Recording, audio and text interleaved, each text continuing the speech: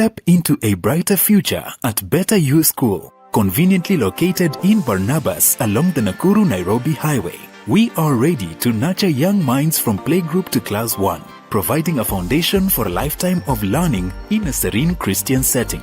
Enroll in the ongoing intake and take a step into a world of discovery and growth. Located just 400 meters off Ruby's petrol station on the way to Luna Hotel, we are at the Chosen Generation Church Barnabas Sanctuary. To secure your spot, call 0790-899-899 or visit us at the Chosen Generation Church Barnabas. Better You School, bettering your future.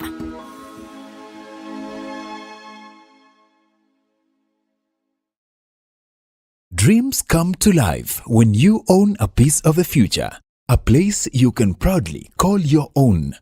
And that dream is now within your reach. Ingenious Land and Properties Limited. Discover our projects, each offering you the opportunity to invest in your future. Piave Baraka Gardens, just 549,000 shillings. Miti Mingi Baraka Gardens, an incredible value at 349,000 shillings.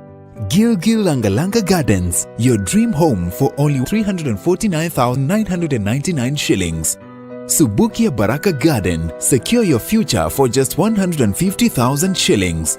Sunrise Baraka Gardens at only 699,000 shillings. For more information and to reserve your spot, contact us on 0723 777 555.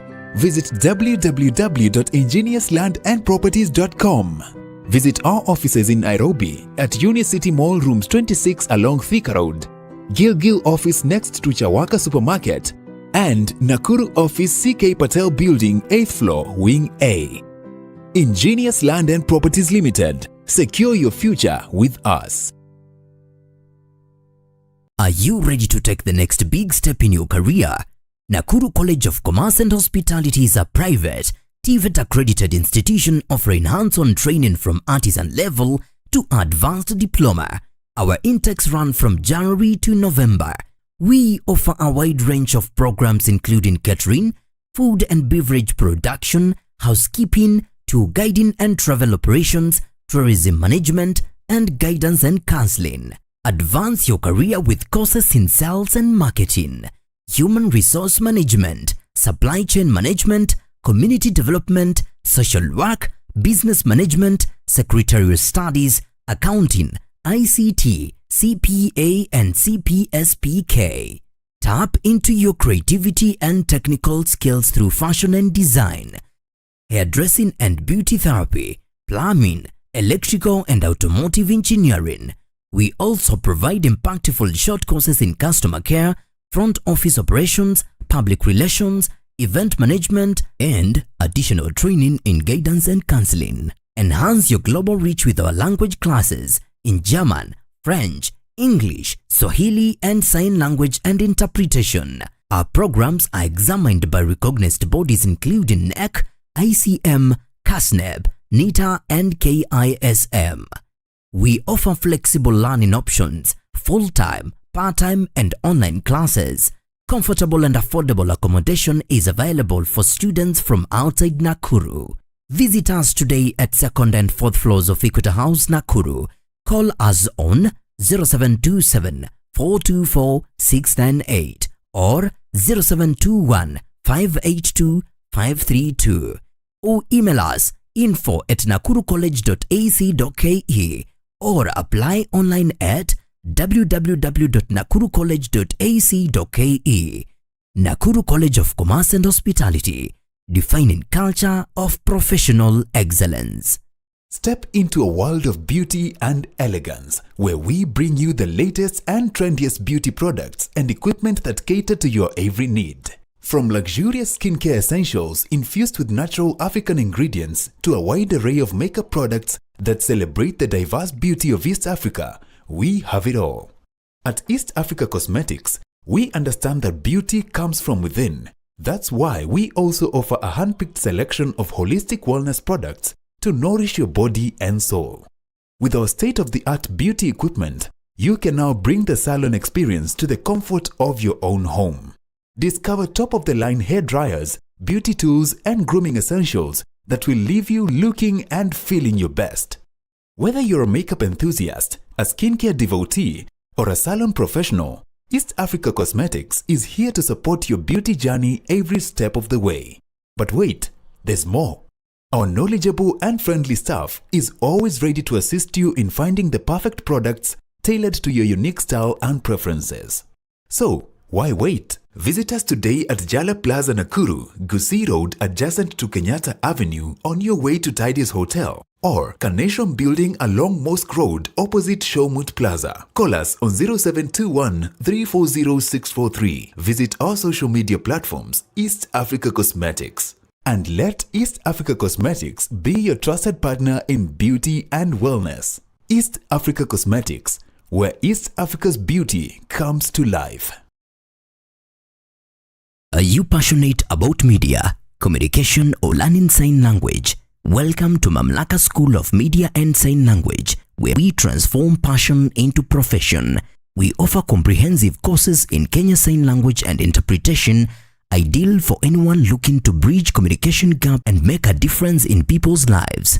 Explore the exciting world of journalism and mass communication, or capture breathtaking moments through videography and photography.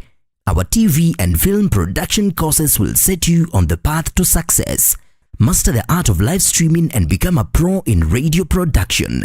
We also nurture entrepreneurial minds with our entrepreneurship skills program.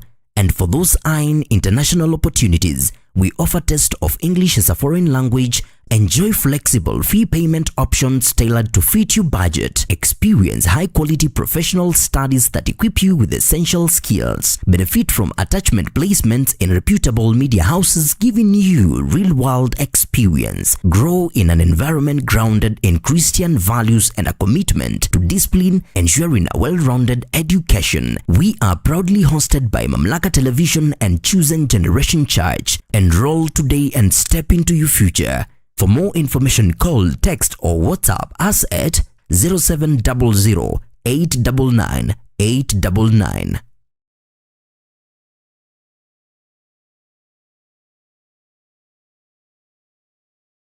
Step into a brighter future at Better You School, conveniently located in Barnabas along the Nakuru-Nairobi Highway. We are ready to nurture young minds from playgroup to class 1, providing a foundation for a lifetime of learning in a serene Christian setting. Enroll in the ongoing intake and take a step into a world of discovery and growth.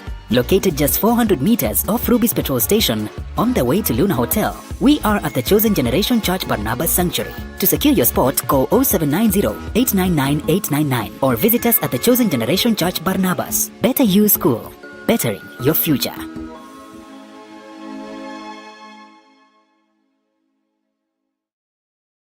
Dreams come to life when you own a piece of the future, a place you can proudly call your own.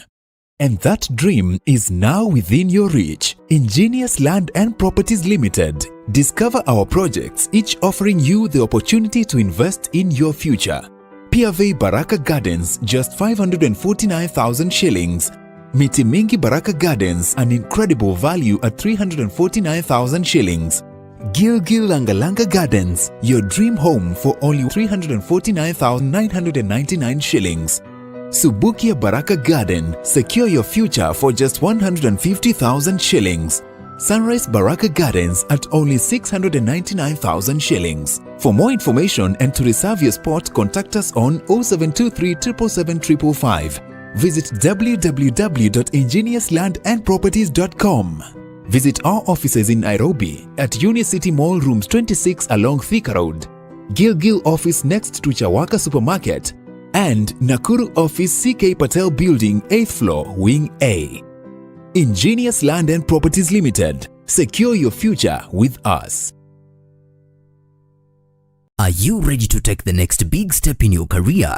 Nakuru College of Commerce and Hospitality is a private, TVET accredited institution offering hands-on training from artisan level to advanced diploma. Our intakes run from January to November. We offer a wide range of programs including catering, food and beverage production, housekeeping, tour guiding and travel operations, tourism management, and guidance and counseling. Advance your career with courses in sales and marketing, human resource management, supply chain management, community development, social work, business management, secretarial studies, accounting, ICT, CPA, and CPSPK. Tap into your creativity and technical skills through fashion and design, hairdressing and beauty therapy, plumbing, electrical and automotive engineering. We also provide impactful short courses in customer care, front office operations, public relations, event management, and additional training in guidance and counseling. Enhance your global reach with our language classes in German, French, English, Swahili, and sign language and interpretation. Our programs are examined by recognized bodies including NEC, ICM, CASNEB, NITA, and KISM. We offer flexible learning options, full-time, part-time, and online classes. Comfortable and affordable accommodation is available for students from outside Nakuru. Visit us today at 2nd and 4th floors of Equator House, Nakuru. Call us.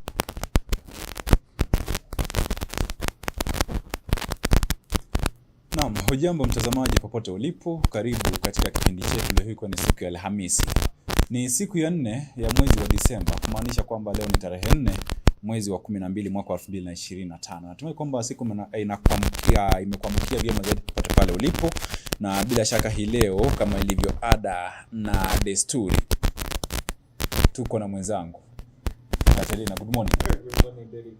I see you are very happy this morning. Is it because of the yesterday's results? Of course. Of course. Yeah. You know, I don't think you address me as a winner. You know, I know. But now that's not the report I was reading. Yeah. I was reading about this. That is the report I was trying to read and understand what happened there. You know, those chiefs were very tired. Of course, they had others who had just they were in an event somewhere, and of course they were tired. Remember, we have those who traveled from Western region. We have people who traveled from Isiolo, from Pwani, every corner of the nation, and of course, it happened. It happens. Sasa tusiwalaumu. But I don't understand. Why don't the law the rules from Isiolo state of Have you never found yourself in a situation where you feel like sleeping?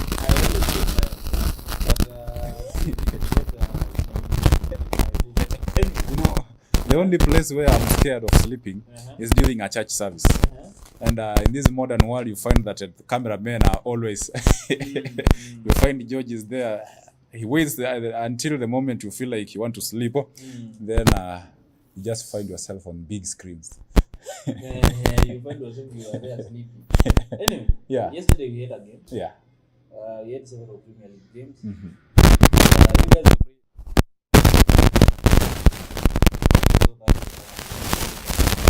No, Catalina, to be honest, if even enemies pray for their fellow enemies, then I don't know kwa sababu I don't expect you to pray for us. No, I just need you to win, because now you guys were okay. If I ask you, why would you want us to win? Just for you to feel good, just like that. No, I just need my brother to feel good, because now how will I deal with you here tomorrow after you lose today? Anyway, that's not my concern. My concern is, yesterday, you know, this morning I've been asking, why would Chelsea play men and drew with the Arsenal? And yesterday, I was asking that question even myself. I was asking this question. You know, yesterday I asked this question. I was like, they were you guys saw, you came to we came to your place, and you decided you are going to play all you know how to play. Only for you to be beaten by a small team. And I was like, what is the meaning of this? Premier League ni ngumu. Huwezi elewa vile Manchester United inapiga Sunderland 2-0. Na hiyo Sunderland ina draw na Arsenal. Na hiyo Arsenal ilitupiga. Na hiyo Sunderland inaonesha Liverpool mchezo hawajaiona. Like, what is on yeah. You know, credit is to be given. Yeah. Yesterday, Sunderland, Brentford played a really good game. Very dark. That game was nice. That game was nice. The boys played. The boys played well. You know, anyway, that's sports news, na bila shaka mtazamaji tutakuwa naangazia tuweze kujua hasa hali iko vipi, na kukuelezea tu ni kwamba hapo jana kulikuwa na mechi za English Premier League, na pia siku ya Jumanne pia kulikuwa na mechi ngarambe kati ya Manchester City na Fulham. Samahani, tukawa na mechi kati ya Tottenham na Newcastle na Bournemouth wakicheza na Everton. Lakini hii leo pia kutakuwepo na mechi kati ya Manchester United na Fulham na West Ham. Ni mechi ambayo itakuwa inang'oa nanga kuanzia saa 5 usiku. Na vile Katrina amesema kwamba anatuombea, mimi nashuku sana maombi yake. Unajua unaweza kusema kitu kuweza kuhakikisha kwamba unafurahisha mtu, lakini tunajua ndani ya roho matokeo yakitokea jinsi yalivyo basi watu wengi watafurahia sana. Na mtazamaji, tutakuwa tunaangazia habari katika gazeti zetu za siku ya leo, gazeti la Daily Nation, gazeti la The Standard, na pia vile tuangazia habari katika gazeti za kidijitali, Harvard Star, Business Daily, People Daily, na pia gazeti la Taifa Leo. Bila kusahau katika kanda za kibiashara, tuko na Nakuru College of Commerce and Hospitality, Mamlaka School of Media and Sign Language, Better School, bila kusahau East Africa Cosmetics. Can you have a look at Nakuru College of Commerce and Hospitality? So yes, when we come back, we go directly to our digital newspapers. Let's have a look at Nakuru College of Commerce and Hospitality advertisement. Are you ready to take the next big step in your career? Nakuru College of Commerce and Hospitality is a private, TVET accredited institution offering hands-on training from artisan level to advanced diploma. Our intakes run from January to November. We offer a wide range of programs including catering, food and beverage production, housekeeping, tour guiding and travel operations, tourism management, and guidance and counseling. Advance your career with courses in sales and marketing, human resource management, supply chain management, community development, social work, business management, secretarial studies, accounting, ICT, CPA and CPSPK. Tap into your creativity and technical skills through fashion and design, hairdressing and beauty therapy, plumbing, electrical and automotive engineering. We also provide impactful short courses in customer care, front office operations, public relations, event management, and additional training in guidance and counseling. Enhance your global reach with our language classes in German, French, English, Swahili, and sign language and interpretation. Our programs are examined by recognized bodies including NEC, ICM, CASNEB, NITA, and KISM. We offer flexible learning options, full-time, part-time, and online classes. Comfortable and affordable accommodation is available for students from outside Nakuru. Visit us today at 2nd and 4th floors of Equator House, Nakuru. Call us on 0727 424 698 or 0721 582 532, or email us info@nakurucollege.ac.ke or apply online at www.nakurucollege.ac.ke. Nakuru College of Commerce and Hospitality, defining culture of professional excellence. Naam, karibu tena mtazamaji. Hiyo imekuwa ni kanda ya Nakuru College of Commerce and Hospitality. Ni taasisi ambayo inapatikana katika kaunti ya Nakuru. Ukiwa katikati ya jiji kuu la Nakuru, unapatikana pale Equator House, orofa ya 2 na ya 4 next to Reto Bookshop. Unaweza kufika pale na kuangazia kosi tofauti hasa msimu huu wa Krismasi. Najua kuna wanafunzi ambao wameweza kubobea pale katika swala zima la ushonaji. That is as fashion and design. Mbona unatabasamu? Nikuangalia tu ukiongelea unaona yenyewe umeona mwokozi. No. Yeah. Going forward, I was reading a story. Yeah. It concerns your community. What's the problem? According to Edgar Busiega, a former DCP Mamlaka TV, he says that my people in Malava were given bread and sausage and soda. That's how much. I will not read that name. But that's how much I will replace it with government. No, just read the names. If you're handling a student, you know where you are. Where. Unajua mahali. It's not according to me. Yeah. It's not according to me. This is according to Edgar Yeah. Busiega, a former DCP Malaba candidate. He says that my people in Malaba were given bread and sausage and soda. That's how much Kasongo has reduced our loyal community. You know, as a politician, allow me to. I'm just reading the story and I'm just looking at you and wondering, what is the problem with you and the food? Just like that. Everybody likes food. Everybody likes food. But not like you guys. But that does not mean that you have to bribe me with food so that I can give you my But according to Edgar Busiega, this is what happened. Mulipewa soda na sausage. And what happened in Mera North? What happened in Mera? You were also given food. Sukuma. Kwanza hata na wao wakapewa mpaka mattress. So your problem is food. For the next like 3-4 years mattress ukipewa mattress at least. Well, leave us alone bwana. We are in a festive season here. Soda. Yeah. Na sausage na mkate. What is wrong with you guys? Umenunua. So sasa mpaka sasa hivi mmeshinda. Walinunua. Listen, no, when I looked at Mudavadi saying this. Yeah. Saying that you see when the seat from his constituency, when he loses that seat, he might lose the job. And who will the people who will suffer is lawyer. I was wondering, how will them suffer? How will you suffer when Mudavadi loses? You know, Catalina, allow me to tell you something. Yeah. We all know what happened during the by-elections. We all know what happened. And just the same way people in Mbeere North, people in Kasipul were given food items. That does not mean that they don't like food. Everybody likes food. And when it comes to Malava and the Western region, of course we like food. Na bila shaka ni swala ambalo mimi sitakuwa nakubaliana na wazee. Ni sawa basi. You know, I'm still waiting for you guys to go for that Mbukungu. Which number are you in Mbukungu? Is it 7, 6, 4? The last time I watched Mbukungu was Mbukungu 3. Hebu tueleze watazamaji wacha tueleze mtazamaji yale ambayo yanajiri. Ni sawa. Kwa sababu mimi nimekusamehea lakini ujue hiyo sio nzuri kabisa bana. Jamani, yani uongozi mmeuza. Inafaa kuna mnauzaje uongozi? Mnauzaje uongozi? Wacha kutafuta habari za wana blog pale mtandaoni. This is not a blog. This is not a blog. In fact, that news must be this is from Kenya Times. This is not a blog. It's a very official news.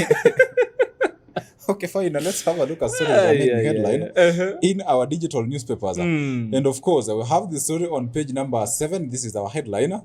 I will not work for you. Riggy G tells opposition. I will not work for you. Who? I don't know. He just is saying opposition. He's telling opposition. I will not work for you. Riggy G tells opposition. Okay, according to this article, the writer is telling us that ex-deputy president tells allies he will not concentrate on building his party. You know, some allies in the opposition, they feel like remember the words that former deputy president Rigathi Gachagua uttered concerning the Nairobi county politics. He came yesterday to say, and he mentioned some media houses for publishing a fake report. According to Rigathi Gachagua, he said that those report that was published, or rather that story that was published, it was wrong. And he said he will be giving credit where it is due. And when it comes to criticizing, I think he feels like some journalists have failed. Let me tell you one thing. I leave alone journalists. I will go to the opposition side. Yeah. And I want to tell you this, Derek. Before 2027, Kalonzo Musyoka will have done a lot of, a lot of explanation. A lot of, saying it did not mean like that. More than he thinks he will. Because let me tell you, if it's Gachagua, we are talking about him. Yes. Kalonzo Musyoka will be coming out for press briefing to do clarifications every time. And every time, Kalonzo Musyoka will be saying that he's on fake news. Let us not dwell on that. Let me tell you one thing here. Yeah. Opposition, united opposition is not safe. Yeah. And I will tell you why it's not safe. With the, Rigathi Gachagua there, honestly speaking, the opposition is not safe. Because Rigathi Gachagua is someone who wants to, he wants to, walk on you. Is a man who wants to be seen. I am the face. Okay? Okay. Now, yeah. the case comes in here. How will Gachagua be the face of opposition, yet he is not the flag bearer? And according to this story, I don't know how I can say, or rather I can put this, but for me, I believe that opposition is no longer united. Opposition is no longer. Because one day, or rather today, you wake up. By 2027, we will not be having Kalonzo Musyoka that this has said this and this. I remember just the other day. It was yesterday, not the other day. It was yesterday. He also mentioned about ODM party and referring to President Ruto, rather alleging that President Ruto has bought some of leaders from the ODM party. And of course, he welcomed those people who feel like they were neglected in ODM party. Like he mentions the likes of Nairobi Senator Edwin Sifuna and Embakasi East MP Babu Owino. And he welcomed them in DCP party. And of course, we are waiting to see a response towards those allegations. We see. That's how politics is. The story is on page number 7, and it is our headline. And on page number 16, we have the story about ICT and the press freedom. You know, we as journalists, we enjoy freedom of expression, right? Then also have, according to media as a profession, or rather journalism as a profession, we have this freedom that we enjoy in our constitution about freedom of the press. C.S. Kabogo, who is the cabinet secretary for ICT, here's what you need to know about freedom of the press. What should we know about it? Is there anything that they have changed? Freedom, Derek. I always tell people, freedom has its limit. Yeah, it has its limit. Yeah. Regardless of what we want to say we are free, we still have our limits. And I remember telling you that even apart from the press, me myself, from where I sit, and as a Kenyan citizen, I have a freedom to express myself. Yeah. Okay. But I remember telling you that the Constitution does not give me the explanation of how far I should go in terms of expressing myself. Okay? Yeah. But then I told you there are other laws now which dictates that. Where your freedom starts is where my freedom ends. Yeah. What I'm trying to say here is we can say that we have a free press. Okay? Yeah. But again, there are other laws which guides that freedom. Yeah. Okay? Yes. So in short, I'm trying to say the freedom is not just the freedom. There is the freedom with guidelines. Okay? Yeah. I cannot just wake up one day and start reporting things which are not not accurate. They are not accurate. And one of the things that we have to consider as journalists, when you report something, make sure that it's accurate. And it is verifiable. Exactly. No, when I do the opposite of that, and when I'm asked and I'm saying that there is freedom of press, then again I'm breaking a lot of laws. Okay. Okay. Yeah. Whatever CS is trying to say here is the freedom we have is not just the freedom; it's the freedom which has guidelines. Yeah. Yes. Okay, fine. This is the story on page number 16, and of course, we will be having a look at it to see what exactly the CS is telling us, or rather what we should know about the freedom of the press. This is the story on page number 16. And on other news, we have the story on page number 4 and number 5. AI, this is the artificial intelligence system, flows push Shah into chaos, MP says, or rather say in explosive report. Matumizi ya teknolojia pale, haswa artificial intelligence, AI. We have been told that AI system flows a push Shah into chaos, MP says in explosive report. That is the story on page number 4 and number 5. And on page number 2, we have Camry reports Africa's first super bug Jane in Kisii. Ni habari ambazo zinapatikana katika ukurasa wa 2, na mwisho kabisa katika ukurasa wa 6 tunaweza kwamba Britain fights MP's report on Batuka atrocities. Ni habari ambazo zinapatikana katika ukurasa huu wa 6 katika gazeti la the Star. And of course, we have the story on page number 7. We're being told that Odinga begins a final journey for Sister Beryl Achieng Odinga. Ibada ya wafu ilifanyika hapo jana na tuliweza kuona akimiminiwa sifa. Na bila shaka atakuwa anapumzishwa kule nyumbani Kango Kajaramogi siku ya Jumamosi. Itakuwa ni tarehe 7, itakuwa ni tarehe 5.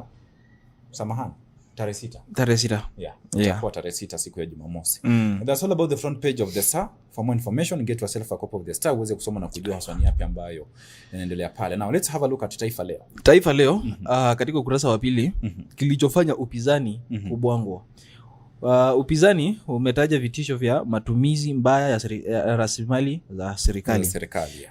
This is according to opposition, and as you know, opposition, when you talk about opposition let me focus on DCP, because DCP was ran its campaigns as a business. No, let's just talk about opposition, because when we talk about opposition did not lose. I'm telling you this, and I will tell you why. Wiper was in Ukambani, place called Mumbuni. They won. Wiper won another seat on Nini. So we cannot say opposition won Nini. Opposition failed or were defeated on that Nini. It is a lie. It is a lie. I'm talking about DCP because DCP lost a lot of seats. I have a right to say that, because when you talk about opposition, Wiper did not lose any of its seats. When you talk about a political party, whether it is in opposition or in government, just mention it as the government has lost or rather opposition has lost. Opposition has lost. Opposition has lost. For example, in Kakamega, in Malava, the candidate called Panyako, he lost and he was vying through an opposition ticket, an opposition party called DEC of Eugene Wamalwa. And of course, in Mbeere North, DCP did not contest. The person who was vying was chama cha Jasuni Mturi, kinaitwa vipi? Tuendelee tu, sijui ni chama cha nini. Sasa sijui ukinielezea chama cha UDA kama cha DCP. DCP lost a lot of seats. DCP lost a lot of seats. We are being very realistic, because and we have places where DCP also won some seats. Like for example, is it in Narok here? According to even what I'm reading here, Kariobangi North. Is it Kariobangi North or Kariobangi South? Any DCP candidate who ran for MP, who ran for senator, if I'm not wrong, they never won. These guys only won for MCAs. That's for a fact. But a win is a win and a lose is a lose. No, a win is a win. Yeah. A loss is not just a loss. It depends. It depends who you have lost to. Today, if you win against a small kid, we will call it okay, I'm a win. But if you lose against that small kid, Derek Bwana, that's not a lose, Bwana. No, it is. No, that's not a lose, Bwana. That's a lose, with the shame on top of it. Okay. Now, according to opposition, according to opposition, and this is why I challenge opposition sometimes a lot.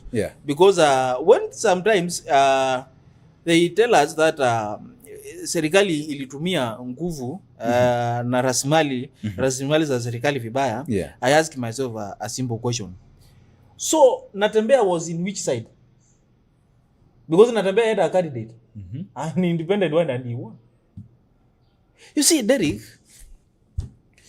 when you look at the things very well, when you look at now, let's talk now about the opposition versus government and the kind of politics they are playing.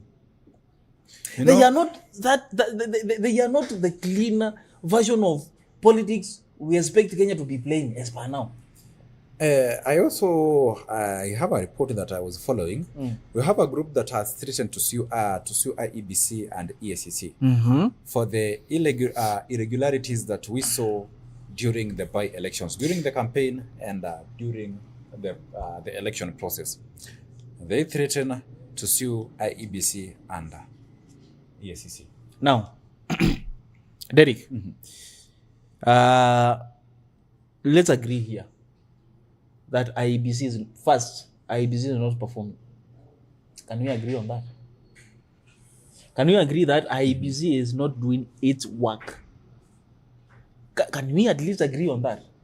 Because we saw these irregularities you are talking about. You know, it's not something which we are being told, haya kulikuwa na vita. Alafu unasema haya enyewe kwani kulikuwa na vita. No, it's something you saw with your own eyes. You even saw some ballot papers being burned. Okay? Now, Derek, these are irregularities which as per now we should be receiving reports from IEBC telling us the results we received from a certain place, they cannot be verified whether they are correct or that the winner is really a winner because there are some irregularities we saw, Derek. Yeah.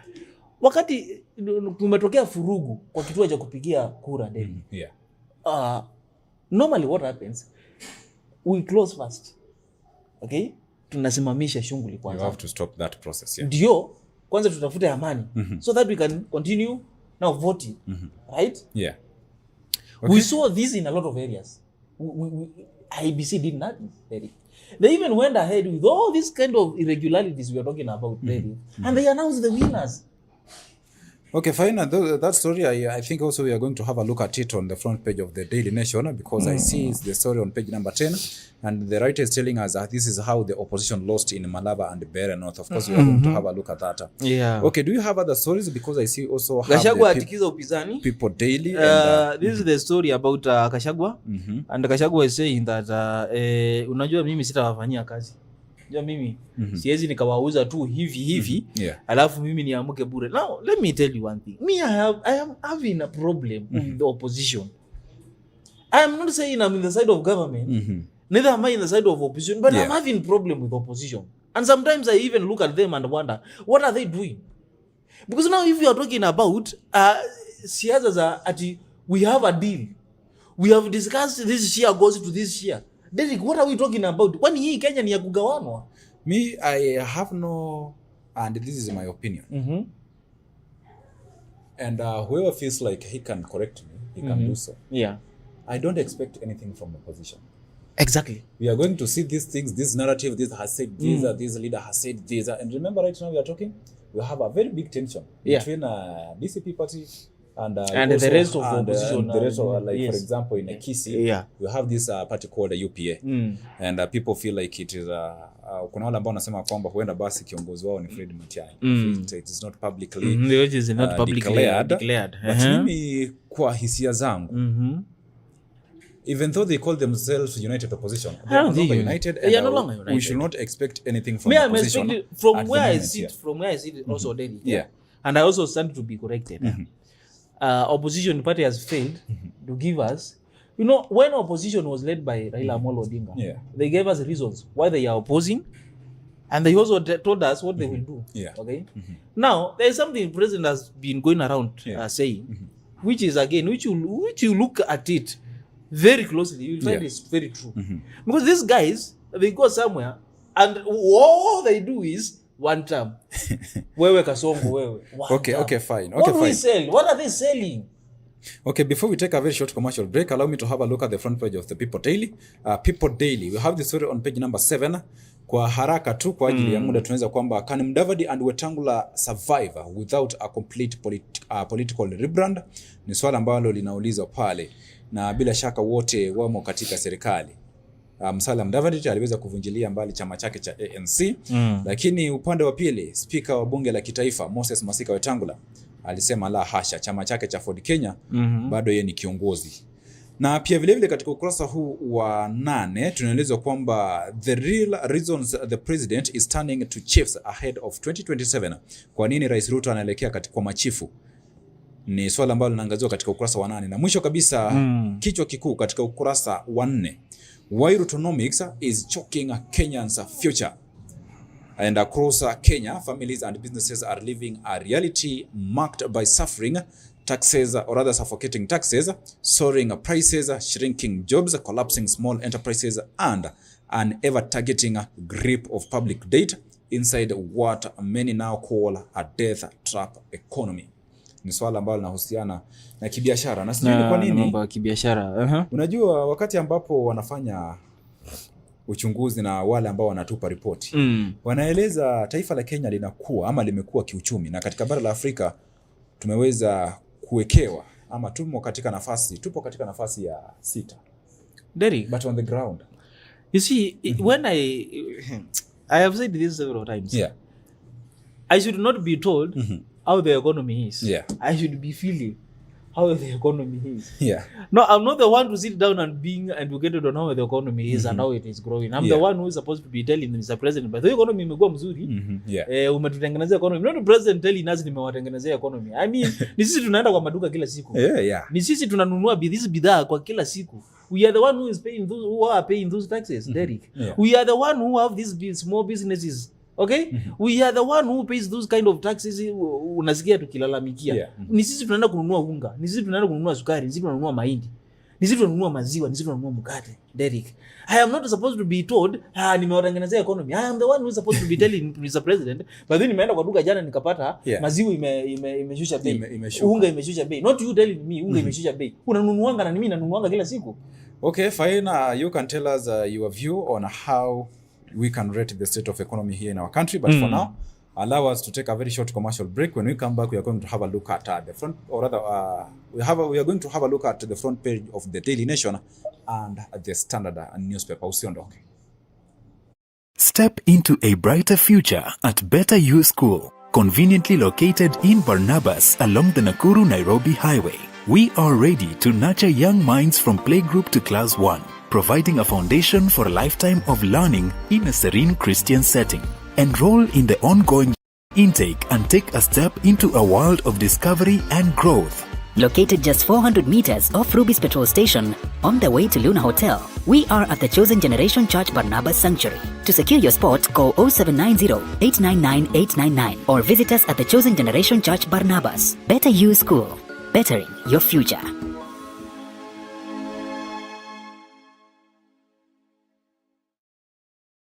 Dreams come to life when you own a piece of the future, a place you can proudly call your own. And that dream is now within your reach. Ingenious Land and Properties Limited. Discover our projects, each offering you the opportunity to invest in your future. Piave Baraka Gardens, just 549,000 shillings. Miti Mingi Baraka Gardens, an incredible value at 349,000 shillings. Gilgil Langalanga Gardens, your dream home for only 349,999 shillings. Subukia Baraka Garden, secure your future for just 150,000 shillings. Sunrise Baraka Gardens at only 699,000 shillings. For more information and to reserve your spot, contact us on 0723 777 555. Visit www.ingeniouslandandproperties.com. Visit our offices in Nairobi at Unicity Mall Rooms 26 along Thika Road, Gilgil office next to Chawaka Supermarket, and Nakuru office CK Patel Building 8th floor Wing A. Ingenious Land and Properties Limited. Secure your future with us. Are you ready to take the next big step in your career? Nakuru College of Commerce and Hospitality is a private, TVET accredited institution offering hands-on training from artisan level to advanced diploma. Our intakes run from January to November. We offer a wide range of programs including catering, food and beverage production, housekeeping, tour guiding and travel operations, tourism management, and guidance and counseling. Advance your career with courses in sales and marketing, human resource management, supply chain management, community development, social work, business management, secretarial studies, accounting, ICT, CPA and CPSPK. Tap into your creativity and technical skills through fashion and design, hairdressing and beauty therapy, plumbing, electrical and automotive engineering. We also provide impactful short courses in customer care, front office operations, public relations, event management, and additional training in guidance and counseling. Enhance your global reach with our language classes in German, French, English, Swahili, and sign language and interpretation. Our programs are examined by recognized bodies including NEC, ICM, CASNEB, NITA, and KISM. We offer flexible learning options, full-time, part-time, and online classes. Comfortable and affordable accommodation is available for students from outside Nakuru. Visit us today at 2nd and 4th floors of Equator House, Nakuru. Call us on 0727 424 698 or 0721 582 532 or email us info@nakurucollege.ac.ke or apply online at www.nakurucollege.ac.ke. Nakuru College of Commerce and Hospitality, defining culture of professional excellence. Step into a world of beauty and elegance, where we bring you the latest and trendiest beauty products and equipment that cater to your every need.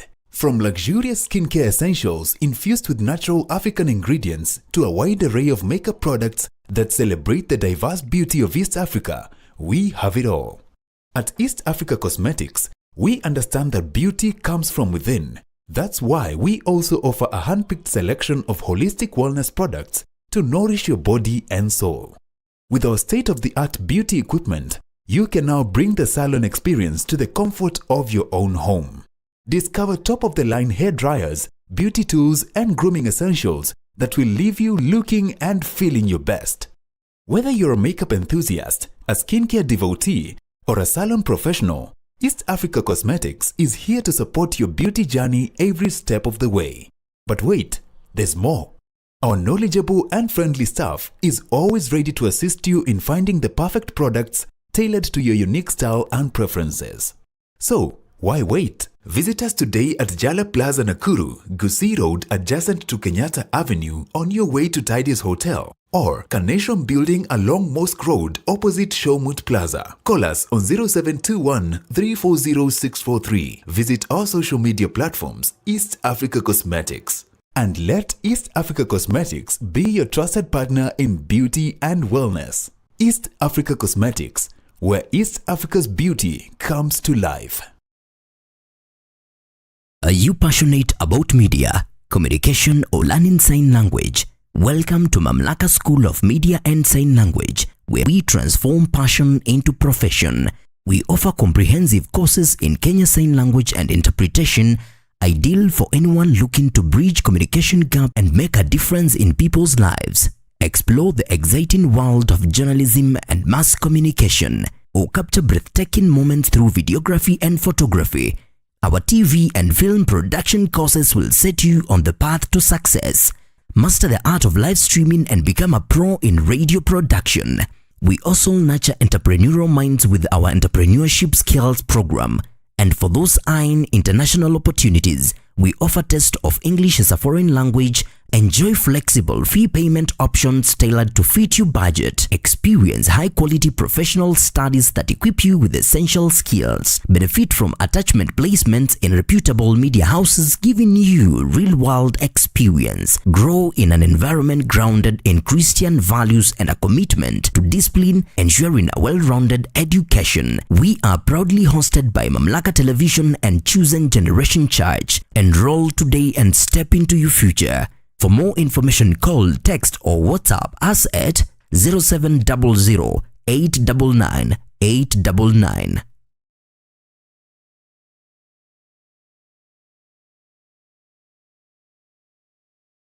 Step into a brighter future at Better You School, conveniently located in Barnabas along the Nakuru-Nairobi Highway. We are ready to nurture young minds from playgroup to class 1. Providing a foundation for a lifetime of learning in a serene Christian setting. Enroll in the ongoing intake and take a step into a world of discovery and growth. Located just 400 meters off Ruby's petrol station on the way to Luna Hotel, we are at the chosen... Naam, karibu tena mtazamaji. Tunaendelea na kipindi chetu. Kimekuwa kipindi kifupi cha mapumziko na tunaona our mom amefika. Not Reverend. But Sakaro. Pia yeye ni Sakaro ako kwa nyumba. She's our mom. Na sijui ni nini kimetokea. Siku hizi hata hatupati inaitwa nini? Alikuwa anatuandalia hibiscus. I don't know what changed. Sakaro, inafaa uweze kubadilisha ama kurejesha. Nimesema hivyo kwa sababu naona kuna habari ambazo zimeangaziwa katika ukurasa huu wa 3 katika gazeti la Daily Nation. Do you know what is happening? Where? We have the sacred prophets inside a thriving Holy Communion business. Yeah. I have seen that report. Kuna wale ambao walikuwa kuna habari ambazo pia naweza kuziangazia kwamba the Holy Communion ambayo imekuwa ikitumika na kanisa la Katoliki kwa sababu imekuwa ikitumiwa sana na kuweza kushukishwa hadhi yake kuweza kushuka, basi wamehamia. Kuna nyingine ambayo inatengenezwa kutoka South Africa. Na ni habari ambazo nitakuwa naziangazia pia tuweze kujua ni zipi ama ni kipi ambacho kinaangaziwa kwa undani zaidi. On page number 3 of the Daily Nation, we have how the Holy Communion has become a profitable business. Sellers carry an ethical responsibility, including ensuring communion items are used appropriately. Church services cannot proceed without Holy Communion, a certainty that underpins a discreet but dependable business supplying wafers, grape juice and sacramental wine across Kenya. Unajua mimi nikizungumzia wafer, hata ni mwalimu alinieleza inaitwa wafer. Hata sijui kama nimesoma vizuri. Lakini kila ambacho kinatajwa hapa ni kama imekuwa ni biashara ambayo inaingiza pesa zaidi. I'm not going to comment anything on this because I believe when you talk about Holy Communion, na sisi wa Kristo, yeah. lazima you know, earlier when a church came and especially Catholic Church, these Holy Communions used to come from Vatican. They were not locally made. Yeah, it was not locally made. They were not yeah. locally made. Whoever showed these people how to make these things. Whoever told them how to make them. Na usipochunga hata kuna nyingine inatengenezwa pale Reverend Nairobi. Hizi na zingine zinatengenezwa hapo kama chapati. But then what do we say? Habari ambazo ningependa kuweza kukutajia pale. Na unakumbuka nimekuwa nikieleza Minister Karo kwamba nasikia maumivu kwa umbali ya tumbo, kichwa. Kaniambia atanipatia Holy Communion kesho. Ndio maana nimeona niangazia habari hizi. Uiangazie. Yeah, siku ya Ijumaa. But what makes it Holy Communion? Yeah. There's a question we should be asking ourselves. What makes it holy? Mimi sina majibu, labda tutaangazia askofu aweze kutueleza. Hapa nimesema I don't have any comment on this. Atatuelezea. Hapa kidogo sina usemi kwa hili. Yeah. Haya basi. Now, we also have the story on page number 10. Ni swala ambalo nilikueleza kwamba lazima niongeza kuliangazia.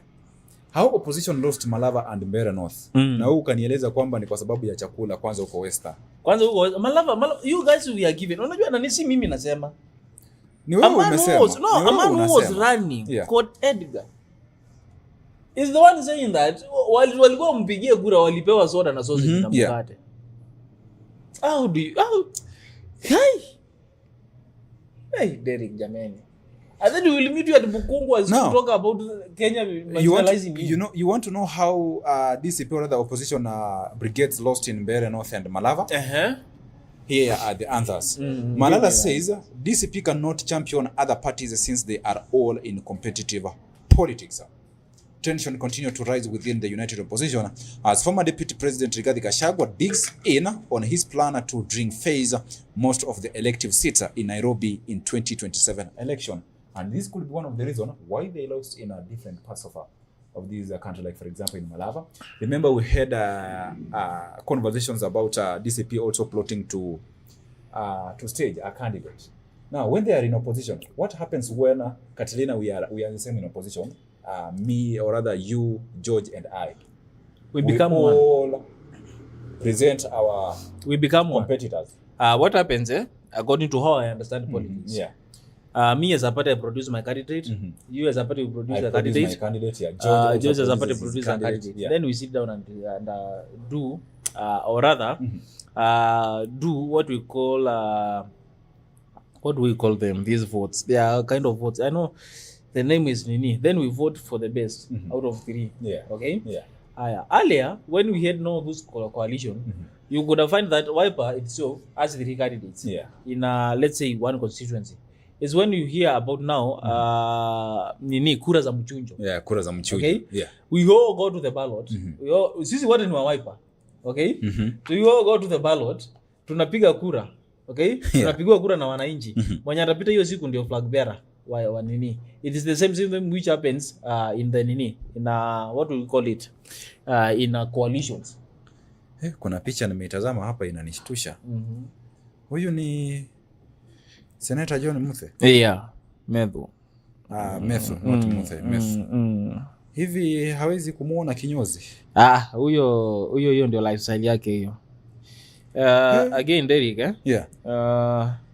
When you talk about DCP, I want you to know that DCP has not settled as a party. Yeah.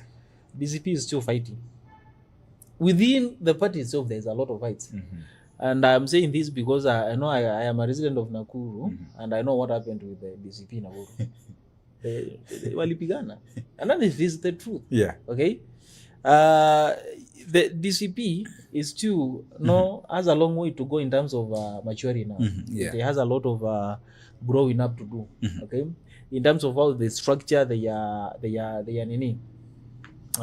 campaigns, and even how they campaign. Okay? Yeah. And I remember telling you here that even its leader, Rigathi Gachagua, needs to go and sit down and now start telling us tangible things. Okay? Yeah. There was a time we cheered him the moment he mentioned Kasongo. Yeah. Okay? I think we have grown past that. We need now agendas. Okay, And, we are done with of hearing, president as a pathological liar. No, walinifanyia hivi. Let us not now talk about chenye walikufanyia. Yeah. Now you as our opposition, tell us if it is, what will you now if change? it is the opposition, if it's the economy that is ailing us, tell us these how are are going to solve it? Our solution, or other solutions toward those problems. Because tell us if it is the education system you feel like it is not working, come up with ideas. Tell us this is how we are going to deal with this crisis that has been happening in the education ministry and also the health sector. Tell us something. Not just come here and tell us that President William Ruto is a one-term president. Kutuambia si Mr. President is a two-term president, is a long-term president. You see those things sometimes I feel it is now outdated. Is it outdated? Yeah. When you stand on top of the gun, you start telling us, si munaona ameua masomo, si munaona afya hakuna, si aliwadanganya hakuwadanganya. Then what happens after that now? Okay, ndio alitudanganya, ndio ameua masomo, ndio. What happens after that? Naona mgeni wetu amekwisha fika. Leo tunataka tu encourage vijana pia wakuwe na mawazo ya kuwekeza katika biashara. Wafanye biashara. Wasio tu kuanguka nayo.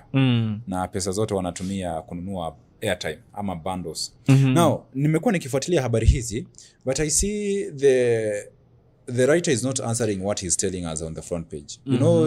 He told us that how opposition lost in Malaba and Mbeere North. And when I read this article, I just found out that it is just a pure campaign and the preparation for the 2027 campaign. And of course, we have Rigathi Gachagua telling us that he insists that DCP will take over Nairobi. Those of contrary opinion only need to make their bid known. And then we meet for competition. Then, of course, he also mentioned about President William Ruto to weaken ODM ahead of the 2027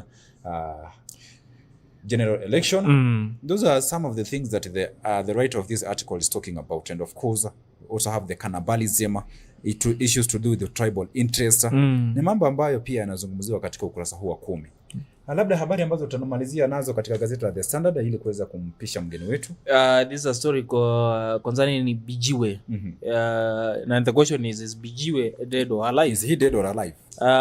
Bijiwe was abducted. He was picked.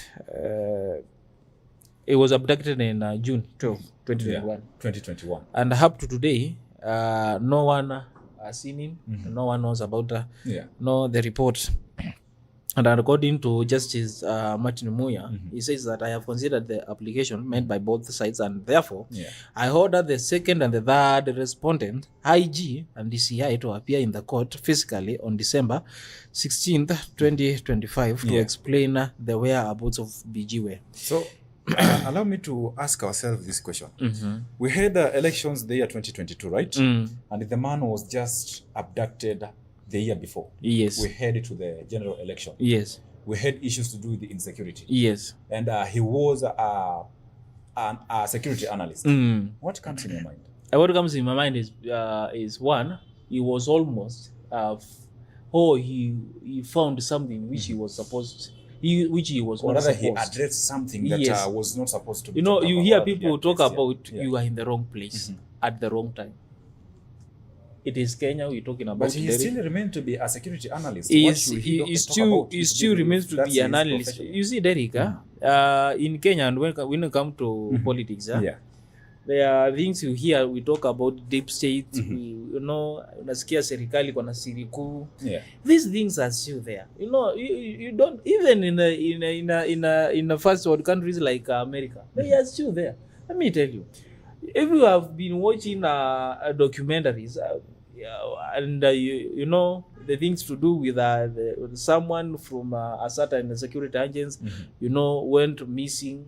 These reports come to our whereabout to our knowledge when sometimes is after like 4 or 5 years. Okay, you hear that this man was about to know something about someone else, or he was about to recover something. He was about to discover something from the government. Derek, let's just say the man found himself in a wrong place at the wrong time. At the wrong time. Yeah. Okay, I can also add something because when this happens, the family still believes that their son is still alive. I was following that story yesterday, and actually I heard now the mother to Mr. Mbijiwe, was telling, or rather was asking the government to produce his son, and she feels like his son is still alive. Then of course we had others who said we want him we want the government to produce him whether dead or alive. But this is what happens. Unajua mzazi amefika mahali mpaka amefika mwisho, ametafuta haki, hajapata hadi unamsikia akisema kwamba kwa wale ambao wameweza kuhusika amewaachia Mwenyezi Mungu. That's how a parent feel akiweza kumpoteza mwanawe. Sasa ni kwa wajibu wa serikali kuweza kuhakikisha kwamba iwapo wanaofahamu mahala alipo basi waweze kupatiana ripoti kwa familia, kwa sababu as we are talking DCI boss Mr. Mohamed Amin atakuwa anafika mbele ya koti pamoja na mkuu wa polisi Inspector General Douglas Kanja. In education, me touch in education, interns in JSS teachers to wait longer after contract extends. You know, they were fighting to get a pensionable and a permanent job. So wameambiwa ngojeni tu kidogo. Remember telling you the story. On how these things do work. Naambiwa ngoja tu kidogo, kesho tutaonana. Ama tufanye acha nikuongezea kitu alafu kesho is what is happening here. They might need to wait for a moment. At the other side, teachers are also, you know, they also supposed to get rehabilitation services to address alcoholism. You know, when we talk about things to do with our education sector, and of course this is also a story on page number 12 of the Daily Nation. It talks about we have 58,000 teachers. 58,000 more teachers needed in senior schools. Yeah, those are some of the stories you hear. And it is funny and ironical how we need more teachers and we cannot pay the ones we have. Na tukimalizia, Gavana wa Nyamira, Bwana Amos Nyaribo, ameponea tena kwa mara ya 3 You MCAs, can you just work bwana? Mambo ya kushinda kuimbichi mtu. Let's focus bwana. Miaka imebaki hata mkimuimbichi will make no difference. Ni sawa mtazamaji. Tunafikia hapo, nitakuwa najia tena na mgeni wetu wa siku ya leo. We are having a Mr. Francis Kari, who is an entrepreneur. We are going to have a conversation about business management, and of course we are going to focus on the youth, this young generation. How are we going to invest? I will tell you. Kijana kile kidogo anapata anasema ni ya sherehe. Sasa anasema ya kesho Mungu anajua. But I think the age too matters, Derek. There is a certain age, the age of Moses, the age of Rachel, the age, those age. Ukiwapea 1,000 wao hawataki university, wanataka kukula mandazi. Nani age yao? When they grow up somewhere in 25, they will now start thinking about it. Sometimes you also have to give the allowance of, because at some point you are still a kid. Na ulikuwa unapewa pesa na unajua nilikuwa unafanyia. I had an argument somewhere. Wanasema wazee huita noti ya 1,000 ya shilingi 1,000. Wanaita ndovu. lakini vijana wanaita ngiri. Sasa sikuwa najua inamaanisha nini. Kuna ndovu, kuna ngiri, wewe panga. Ni sawa mtazamaji, utaruhusu tuweze kuchukua kipindi kifupi cha mapumziko, tuweze kumwandaa mgeni wetu. Tukirejea basi tutakuwa naelekea katika mada yetu ya siku ya leo, business management as we focus on this younger generation, we call them youth. Na pia kwa wazee pia tuweze kuwa na mawazo ambayo yanaweza kuwasaidia kujiendeleza katika biashara. Usiondoke. Step into a brighter future at Better You School, conveniently located in Barnabas along the Nakuru-Nairobi Highway. We are ready to nurture young minds from playgroup to class 1, providing a foundation for a lifetime of learning in a serene Christian setting. Enroll in the ongoing intake and take a step into a world of discovery and growth. Located just 400 meters off Ruby's petrol station, on the way to Luna Hotel, we are at the Chosen Generation Church Barnabas Sanctuary. To secure your spot, call 0790-899-899 or visit us at the Chosen Generation Church Barnabas. Better You School, bettering your future.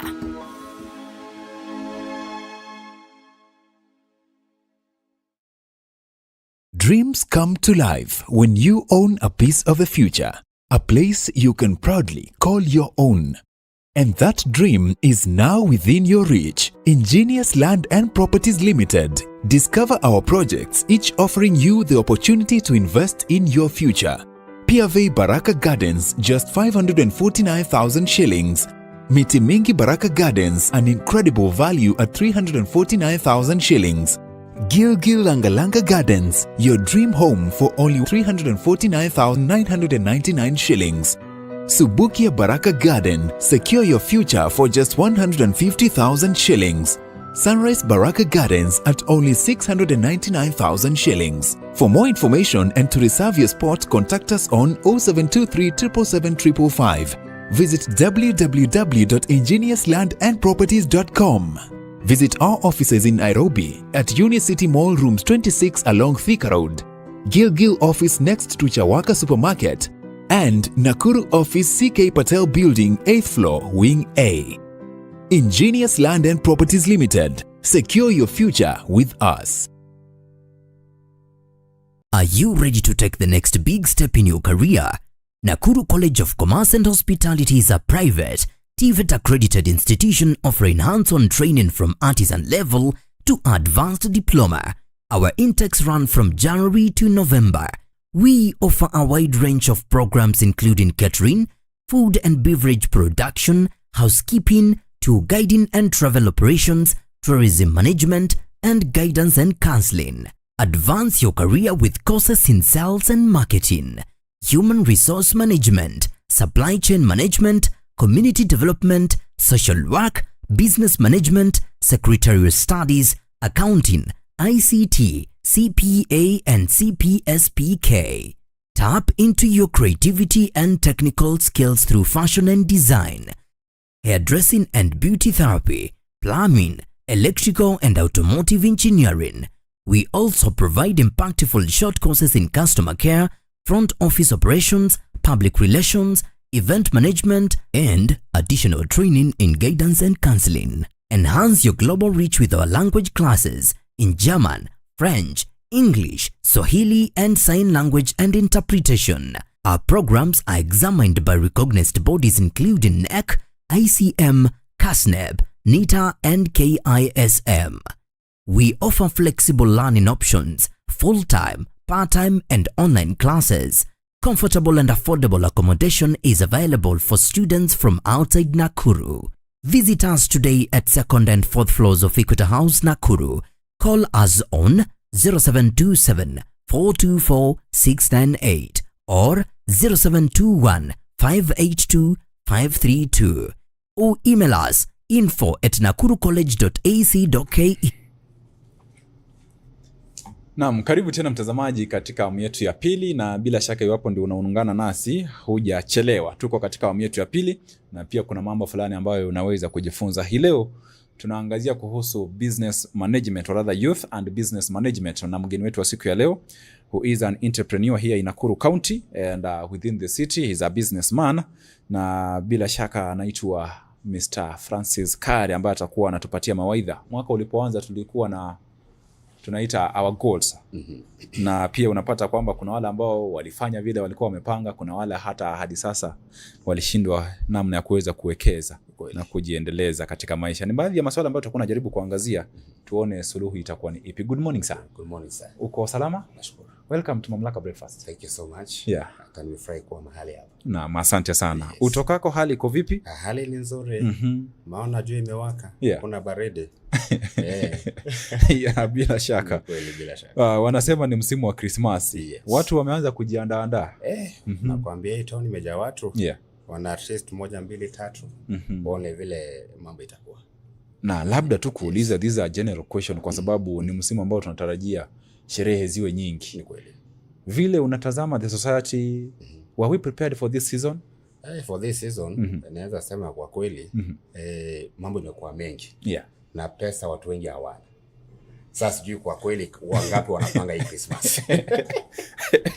Unajua kuna ungekuwa ushaona kuna sherehe zimeandaliwa kila mahali, ukipita unasikia ni ngoma zinachezwa pale. Ni kweli. Lakini ama tuseme bado ni mapema. Bado ni mapema, lakini ukiangalia unajua lazima uwe. Yeah. Because miaka iliyopita na sasa mwaka huu tulio nao. Yeah. Unapata kuna zile mikakati zimewekwa na kwamba unapata mwezi wa December unajua inakuwa ni siku ya sherehe. Inakuwa mwezi wa sherehe. Kuna maybe weddings, kuna maybe watu wanaenda party, kuna mambo mingi huwa ina happen. But now unakuja kuangalia kwamba mwezi huu wa December, kutoka from January to December, unapata December inakuwa na mambo mengi. Unapata wazazi siku hizi wanafaa wamejua kujipanga. Yeah. Unapata wanaangalia lazima kuwa na focus ya kwamba okay, sherehe si mbaya, sherehe ni nzuri. But kuna ile mambo na shule bado itakuja kwa siku moja ama wakati Januari itafika. Unapata. So sherehe iko. Lakini sasa unapata matumizi watumii kama the way they used to do. Because unapata challenges ziko. Pesa ndio hiyo. Unapata ile pesa iko ina flow. Kwa sasa high flow vile ina flow. So unapata kuna zile mikakati wazazi wameweka. Unapata ya kwamba hii wako na mipango. Sasa washerekee kama vile used kusherekea kitambo. That's unapata lazima wa focus in some areas of the views. Okay, before we head to our topic of discussion, nimeambia mtazamaji kwamba you are an entrepreneur here in Nakuru County. Can you please tell us how your journey has been? Okay, my journey has not been easy at all. Because as a man you need to try hapa na pale. Yes, very true. Jaribu. Ukifanya biashara hii upate, unajua kuna zile season unaenda unafaa kuwa nenda nazo. Yeah, ni kweli. Lazima ukuwe na timing ya biashara. Because unapata January kuna season yake. February kuna season yake. In the ukiangalia mwaka, ukiangalia hizi 3 semesters, unapata January, February, March kuna hii biashara inafaa kuwa. Kutoka from April, May, June kuna ile biashara unafaa kuwa. So unafaa uendeleze in a way that ikifika unafaa uangalie what is there in the market. Unapata? So unapata it has not been easy road by the way. Ijakuwa easy. Yes, yani kujaribu. Unajaribu hii miezi ya 3 ukifika unapata unafikiria na kweli am I in the right direction? Niko kwa ile direction ile inafaa kweli. But to give up, don't give up. So nimekuwa na challenges when business comes. Unajaribu biashara moja. Kuna time nilikuwa nimeenda Narok kuchoma makaa. Narok. Hapa Narok moja. I came because umesoma hakuna kazi. Unatafuta employment. Unaambia unaenda unafanya interview unapita. Wanakuambia watakupigia simu. But now unaangalia miezi 3 4 hakuna. But what you have to do. You're not supposed to sit there. Wezi kato pale tuogoje. Lazima ukue innovative na way that okay, kaa chini, strategize, plan. Manipata. So kuna zile mikakati unafaa uweke. Na ukishaweka hizo mikakati ni unafaa uende nazo at the same time. So there's a time I was in Narok.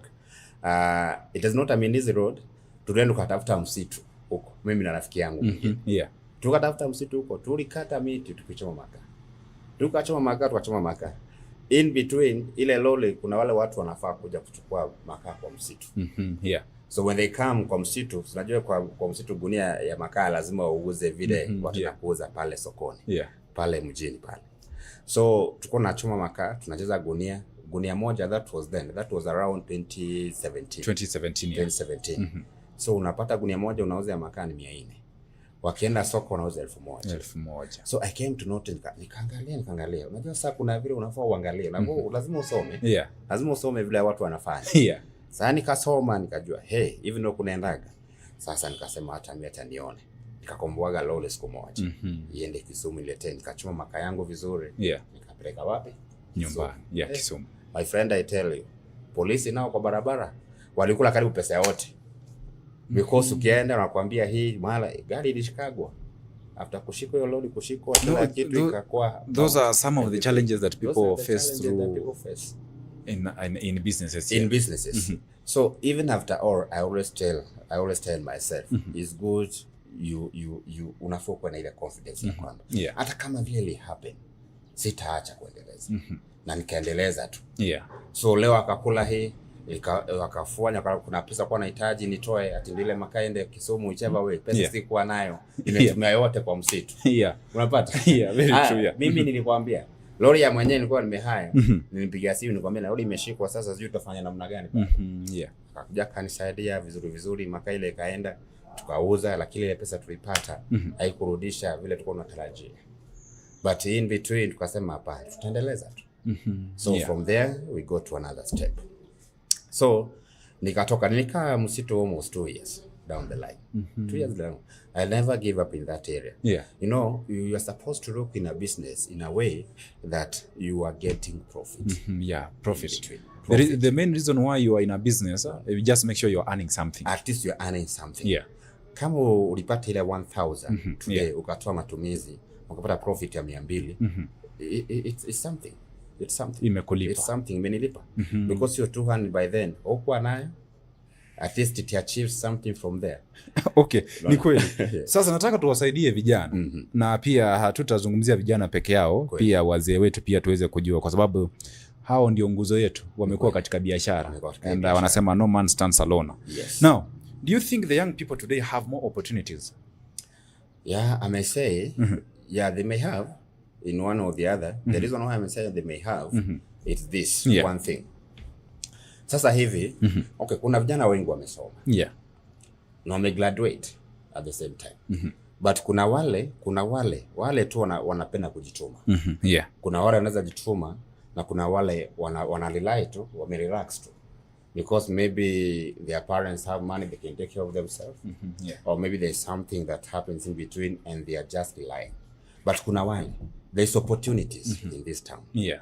Unapata a graduate, yes, iko na degree, iko na diploma, iko na PhD.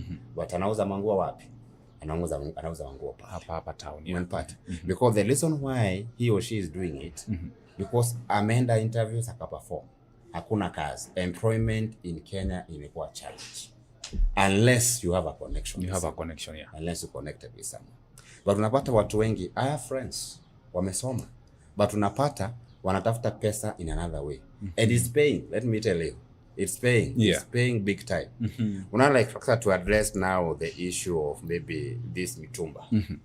Mitumba watu wengi wameinventure kwa mitumba sana. Na kwa kweli unapata manguo watu wananunua. You cannot do away without clothing. Yeah. Unless you need to buy. Mitumba ziko. And wanajituma, vijana wanajituma vibaya sana. Yeah. Unapata hata kuna mwingine unapata in this scenario, yes, is a learner, amesoba, but in between anapata biashara iko better than employment. Yeah. Are you getting my point? Very true, yeah. So the thing is that these people, they are youth, wako, but kuna wale tu, they are just lazy. Na kuna wale tu, wakisema ni this priority, you need to prioritize yourself. Yeah. Yes. Okay, you know, as you tell us that the young generation have more opportunities, it is a 50-50. But for that young person who feels like maybe kuna yule amemaliza shule. Yes. Anasubiri matokeo. Na pia kuna yule ambaye pia amemaliza shule ya upili, samahani, na pia kuna yule ambaye amemaliza chuo kikuu, yuko na shahada lakini amekuwa pale nyumbani. And he or she maybe anafikiria nataka nianzishe biashara fulani na hajui ataanzia wapi. Ataanza wapi? So okay, hiyo naweza sema hivi. Yeah. Kuna skills zenye unaweza soma na zikusaidie. Yeah. Kuna hizi part time like 3 months short courses. Yeah. Yeah, short courses, size one offer a lot. A lot, yeah. Hata nashukuru our president, Dr. William, alileta kuna hii kitu alitoa inasaidia vijana sana. Yeah. From around, was it 25 to 29 or 30? It was from 25 to 35 years old. 25 to 35 years old. And now here you can decide. Na akakuja akasema ya kwamba kuna vile atafunzwa, kuna ile loan utapatiwa na itakusaidia, watakupatia strategy on how to plan it. So this money that you are given, kuna ile nusu unapewa, afi nusu hii nyingine inabaki. Ukishafunzwa how to go, you can do it. You can do it, yeah. So kuna skills you can learn. For example, let's say okay, let's say in a one way or the other, kuna skills ambazo unaweza chukua for short courses like 3 months, and you learn, and you can open a business for yourself. All the same, you can look for somewhere you can implement you can advance. Yeah. One pattern. Yeah. So for example, like barbering and services. Kuna watu wananyoa. Yeah. Barbering. So salon and barber. Let me just say that. Yeah, combine them. Yeah. Combine them. Yeah. So as a barbering, 3 months can help you how to barber. One part. You can either do it in school, or either you can do it in that open marketplace. Open marketplace. But I always urge the youth, when you want to get a skill, go where they are offering the skills. Because the reason why you learn a lot there than in school. I'm not saying the school is bad. The school, they are offering whatever they are offering. And that's why... And it's good. When you come to your completion of your studies, that's why they sent you to a placement like attachment placements. Exactly, to gain that skill. Yeah. Why do they send you for attachment? Because they know in the marketplace, you will open up your mind. Utakuwa exposed. Yeah. You get a lot of exposure in between. And that's why I always tell young people, never get lazy on doing whatever you're supposed to do. Because kuna opportunities like that, kuna a lot of opportunities. Yeah. Okay, you can go to someone, unaweza na kwa mtu akufunze, okay, hey bro, so nifunze hii, hata mimi nione vile naweza get some income. Yeah. If a brother has a good heart, he will do it. Unanipata? Yeah. Because kuna opportunities mingi sana. Like clothing is number 1. Number 2, you have to do kuna hizi digital whatever platforms. Yeah. Like now the way you always come and get whatever you're doing. Yeah. Yes. That kind of situation. So you can go to a brother or wherever they are offering those short courses. Get skills. Help yourself. Yeah. Unajua ile swala tunazungumzia kuhusu skills, tumekuwa na a debate. Yes. Kuna wale ambao wanasema kwamba kuna mtu ambaye amezaliwa akiwa na akili ya kufanya biashara. Exactly. Na kuna yule ambaye ameenda shuleni akasoma na kufanya vyema katika biashara. Now, how is it important like yes, it is good to have a skill. Yes. But we have those people who are born with those skills inside them. When we talk about skill, what exactly are we talking about? Because kuna yule ambaye labda ameenda shule akasoma to gain that skill, but in the market anafanya kazi tofauti na ile ambayo amesomea. Yeah. Because if I can answer that is when it comes to the skills, whatever, the skills that you attain the skills. Yeah. Okay, how do you attain the skills is something that you do with your hands. Okay, yeah. One part. The skills, what you have support with your hands. Yeah. Because everything, yes, you might a learned person. Unaweza kuwa umesoma. But ile kazi maybe like umesomea like let's say example accounts. No, umesomea accounts. Yeah. What you're supposed to be in accounting, either you can get a job in the bank or either you can get in a private firm. A private firm, yeah. But either you can have your own whatever, your own business. My own business, yeah. But skills is good. It helps you to plan. And in such area of expertise, you need to know, okay, what am I doing? One part. Yeah. What am I doing? And what am I? Okay, all of us, we are looking for this cash. We are looking for this money. Yeah. But don't look it in a bad way.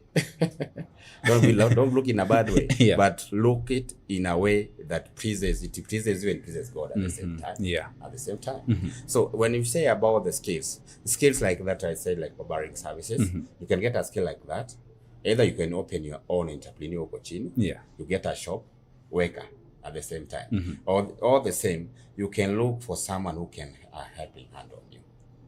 Okay, aende amwambia bro, mimi yenyewe nimesomea hii, lakini sasa maana ya kufanya capital imefanya nini? Imekuwa ngumu. Yeah. But unaona utanisaidia namna gani?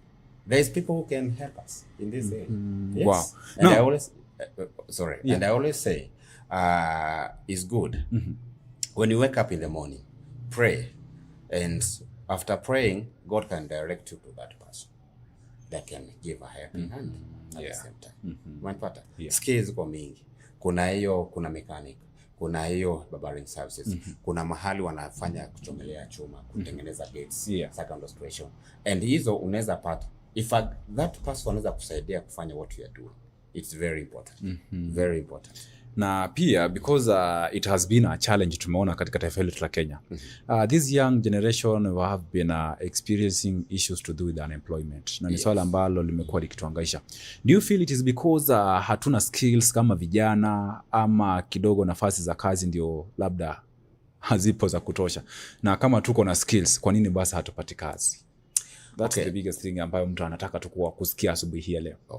Mtu anaweza kuwa ako na skill, but kutafuta kazi ametembea kila mahali. Ni kweli. So in Kenya imekuwa difficult. Let me just admit. In Kenya it has been difficult finding a work. Unless sasa you get connection with someone. For example, unaona sasa like for example, umesomea like accounts and wanatuaga hizo vitu za kusema kazi, apply, the qualifications, but they know themselves, whoever who send those whatever those applications, whatever, they always knew. Wanakaa tu, niseme kwa kweli, wanakaa tu kufunga Kenya macho na kumbe wanajua washachagua mtu washachagua. It's about nowadays Kenya is about to connect with someone. Without connection, my father, you have to fail. You utakaa tu pale. And that's why sasa ndio nasema mtu you have to be innovative. Because of sitting there waiting for that chance to come. Be innovative in a way. Come up with a plan. Think. Sit down. Jikaishe mwambie, okay, nimesoma, yes. But what are the ways for me to achieve this? To achieve this, Yes. What I like to achieve this. Now, how do we create that connection? Because it seems like it's something that is already happening in the market. How do we create connections? It's happening. It's not connection unless you know someone that knows someone and knows someone. And somebody who knows someone. Someone who knows someone. And someone who knows someone. Unless someone knows you. So wambie ni aje. I have a son. Or maybe I have a brother. Amesomea hii. Mwaipata. Na sasa kazi imekuwa ngumu kupata. See that they cannot venture to the business. You can venture to business now, but the capital itatoka wapi? So lazima kuna some of the things you have to consider. Lazima tuangalie. Capital, maybe the places they want to open. Like for example, I have a barbering service, say master's class. I have a barber shop there. And before I open it, I sit down and strategize. What are the things that can bring me money? Manpata, or what are the business can bring me money? Manpata. You can start small. It's not a must that you start ile kubwa. Uanze na kutisha. Anza tu na itisha tu kidogo. Ukishatisha kidogo hivi, by the utapata exposure. Na kumbe hivi kunaendaga hivi. Manpata. So kuna vile you have to strategize. Sit down.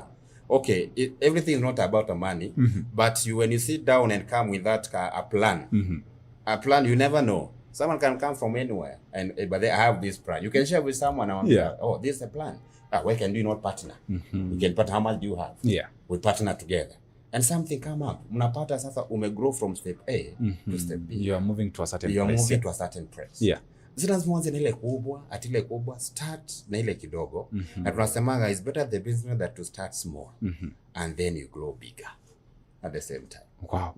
I'm still emphasizing on creating contacts. Na unapata kwamba hapa ndio umesema kwamba lazima ukue unamjua mtu. Lazima ukue unamjua mtu. Now I've been thinking for maybe mtoto ndio ametoka shule pale. Amekuja hapa, tumempatia attachment and then you see kijana amekaa tu, hata haonyeshi nia ya kutaka kujua kitu. How do we help him or her? Na labda mtu ambaye umemwajiri kazi, umempatia kazi, lakini he or she is not thinking outside the box. Na unajua the reality is you are not going to stay for so long. It is true. It's very important. How do we help them? That's a nice question. And so when we come to that scenario,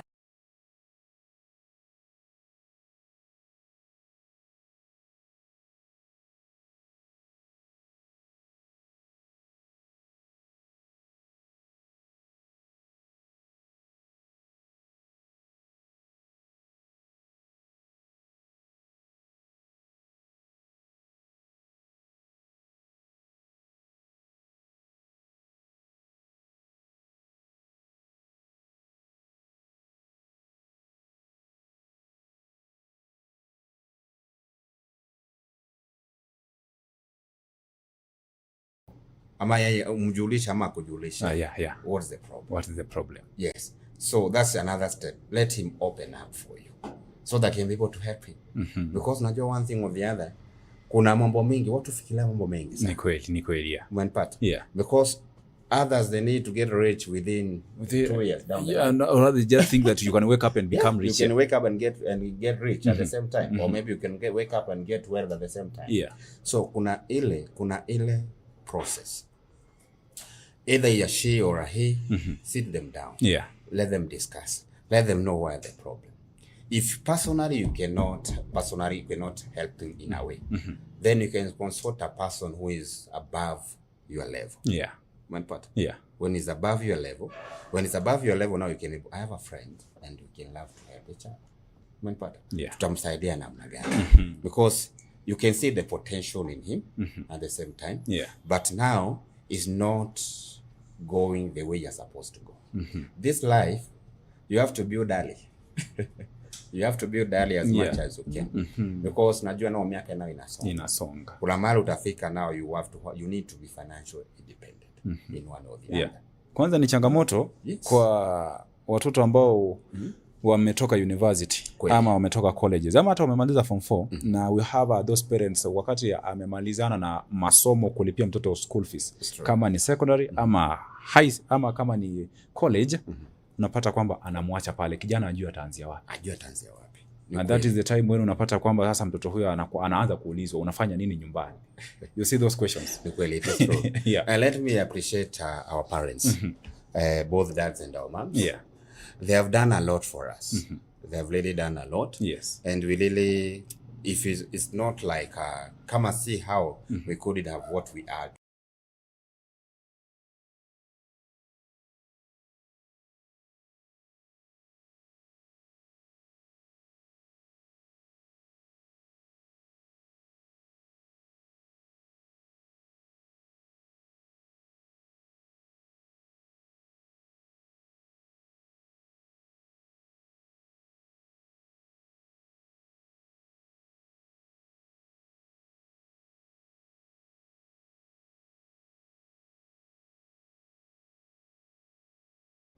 So now like a firstborn, I always say them is like another mother or maybe another parent. Another father, yeah. Yeah, or another father, whichever way. Yeah.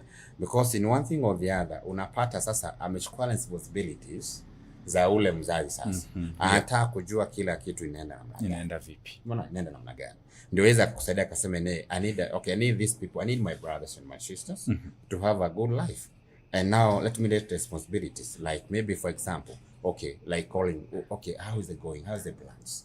They always think a lot about what's going on. But now, wazazi watisomesha yes. Sasa ikafika level umaliza shule, umegraduate. What next? The way umeuliza. What next? I think we are coming to answer that question. Kwa wale ambao wamemaliza shule. And of course from January to December right now unapata kwamba ndio maana nilieleza kwamba kuna wale walikuwa na mipango kwamba kufikia mwezi fulani nitakuwa nimefanya hii na hii. Na hadi sasa kuna wale ambaye hata hajafanya kitu. Yeah, tukirejea tutakuwa naangazia hilo. Mtazamaji, kwa sasa utaturuhusu tuweze kuchukua kipindi kifupi cha mapumziko na pia nikirejea nitakuwa nasoma baadhi ya maswala ambayo nayapokea kupitia njia ya simu. Usiondoke.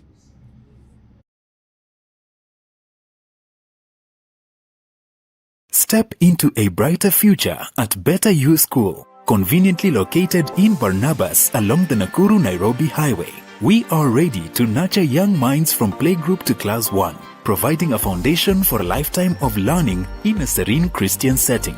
Enroll in the ongoing intake and take a step into a world of discovery and growth. Located just 400 meters off Ruby's petrol station, on the way to Luna Hotel, we are at the Chosen Generation Church Barnabas Sanctuary. To secure your spot, call 0790-899-899 or visit us at the Chosen Generation Church Barnabas. Better You School, bettering your future.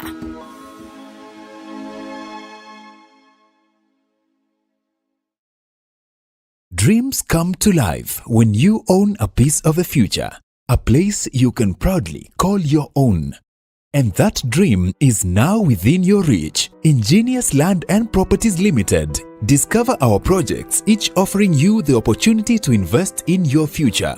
Piave Baraka Gardens, just 549,000 shillings. Miti Mingi Baraka Gardens, an incredible value at 349,000 shillings. Gilgil Langalanga Gardens, your dream home for only 349,999 shillings. Subukia Baraka Garden, secure your future for just 150,000 shillings. Sunrise Baraka Gardens at only 699,000 shillings. For more information and to reserve your spot, contact us on 0723 777 555. Visit www.ingeniuslandandproperties.com. Visit our offices in Nairobi at Unicity Mall Rooms 26 along Thika Road, Gilgil office next to Chawaka Supermarket, and Nakuru office CK Patel Building 8th floor Wing A. Ingenious Land and Properties Limited. Naam, karibu tena mtazamaji. Kimekuwa kipindi kifupi cha mapumziko na bila shaka ni washukuru sana wale wote ambao wanaendelea kuwasiliana nasi kupitia mitandao zetu za kijamii. Tuko katika awamu yetu ya pili na hii leo tunaangazia kuhusu business management, youth and business management, na sio vijana peke yao. Tutakuwa tunahakikisha kwamba tunaguza pia sekta zote hadi wale ambao wametutangulia, na sio vijana tena, ni wazee. Tunaweza kusaidiana vipi kuweza kuhakikisha kwamba tunakuwa sote katika biashara. Na bila shaka mtazamaji, nitakuwa nasoma baadhi ya jumbe ambazo nazipokea pale mtandaoni. I see we have Nancy Bobo anasema watching, say hi to Frank. Ni kama anakujua. Yeah. Nancy Wamboi. Yeah. We have Miss Wanjiru Kanyago pia naye anasema tuned in, salimia Frank. Tumesalimika sana. We also have Betty Maina mamake Bianca anasema tuned in. Thank you so much. We also have Eric Olo Dickens anasema yuko ndani pia, anasema tutengeneze sauti, najua imeweza shughulikiwa pale. We have Millicent Musanga, we have Wambugu Gideon, JQ Kanyuza, we have Timothy Murunge, we have Kendi Lina, Barbara Nafula, and lastly we have Peter Junior Ayemba. Wote wanasema wako ndani. Asanteni sana, na nitakuwa naelekea katika njia ya simu niweze kuona maswala ambayo tunayapokea. Tunazungumzia kuhusu youth and business management. Na maswala ambayo tunayapokea ama ninayapokea, the story talks about innovation and creativity. Anasema where do your best ideas come from? I think anaelekeza hili swala kwako. Your best idea comes from. I think this is the question that we asked ourselves kabla tujaelekea mapumzikoni. Ni kweli. What next? What next? You have to think of ideas. Yeah, you think of ideas. Yeah. So what I can answer on that, you have to have someone you can look up to. Someone who was in this scenario for a long time, for a period of time. Yeah. Alianza aje. Yeah. Alifika aje. Alifika vipi. Alifanikiwa namna gani. Manipata. Yeah. So I have one, it's a couple that I always look up to. And it has been helped me to achieve some goals. Some goals, not yet, but some goals. Some goals, yeah. Because in a year, kuna vile like ulisema, kwa kila mwaka, kuna zile goals tunakuwa tumeweka. Yeah. Unapata goal ya kwanza, nitakuwa nafanya hii before the year ends. Yeah. It's a make sure by God's grace I have to achieve it. To achieve it. Yeah. And if I won't, at least nitakuwa nimetry 3/4 of it at the same time. Yeah. So the ideas, the best idea that come from, and then lead from books. Tafuta vitabu. Kuna vitabu nzuri. Books that talks about success. Talks a lot about financial, talks about business, talks about institutions, how they started, the strategy and the plan, and how they come to end of it. So kuna vitabu mingi mtu anaweza soma. Okay, I've been reading books at the same time. Yeah. And then I'm a prayerful person. Let me ask that. And then from there, in that scenario, maombi pia inaweza kusaidia. Ni kweli. Inaweza kusaidia sana. Yeah. When you come closer to God, God can make some things, at least anaweza kufunulia some ideas for you at the same time. And that's why we have, Lord, I pray for grace today. Grace to do things that I've not done them. Yeah. And then the ideas, do research. Do a lot of research. Before opening what you are doing. Okay, kuna business mingi unaweza fungua. But biashara ni mingi mtu anaweza fanya, but fanya research kwanza. What can happen? What can work for me? It will not work for you. Not work for you. Yeah. At the same time, I may say maybe you want to open a farm whereby they provide a lot of things to people. Yeah. But how will I go about it? Rather, where am I going to get those raw materials? Where am I going to get those materials? If the products, where will I do? So do some research. Do research, number one. Yeah. Number two, read as much as you can. Read. There's a lot of knowledge and wisdom in these books. Yeah. At the same time, ideas comes like for example, unajua kuna zile vitabu mtu zasoma about institutions and about whatever financial breakthrough. Maybe you want to have a financial independent at the same time. Read these books. They will help you to get ideas and more profitable on where to start. Where to start, yeah. Wow, thank you. Now, it is good to have an idea. Yes. That's why I said when we were beginning or starting this year, exactly, we all had ideas that I am going to work on this and this. But now, tumefika mwisho wa mwaka, ni December. You have people, tuko na watu ambao hata alishindwa ataanzia wapi, lakini idea alikuwa nayo. Na kule kuna yule ambaye alianza akafika katikati, mambo yakazimika. And of course we have those people ambao they did so well. How do we save this person ambaye hata hakushughulikia chochote? Me, what I always say, never give up. Umetry imekata, usi give up. Yeah. Try again. Manpata. I know it's a challenge. Yeah.